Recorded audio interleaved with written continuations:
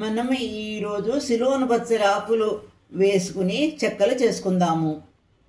కొంచెం సిలోన్ బచ్చలి శుభ్రంగా కడిగి పెట్టుకున్నాను.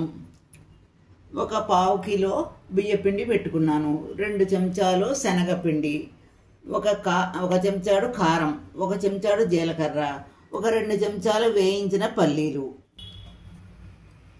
2 చెంచాలు నూనె వేసి ఆకుకూర వేయించుకుందాము.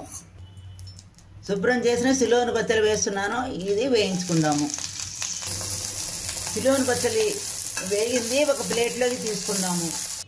మొదట పల్లీలు కొంచెం బరకగా మిక్సీ చేసుకుందాము. పల్లీ పొడి రెడీ అయిపోయింది, ప్లేట్లోకి తీసుకుందాము. వేయించి పెట్టిన సిలోన్ బచ్చలి స్లైట్గా మిక్సీ చేసుకుందాము. బియ్య పిండిలో మొదట పల్లీల పొడి వేద్దాము. జీలకర్ర, కారము, మనము గ్రైండ్ చేసి పెట్టుకున్న సిలోన్ బచ్చలి మిశ్రమము, అలాగే శనగపిండి. ఉప్పు కరగదేమో అని నీళ్ళలో వేసి పెట్టుకుంటానండి. మొదట ఈ నీళ్లు వేసేద్దాము.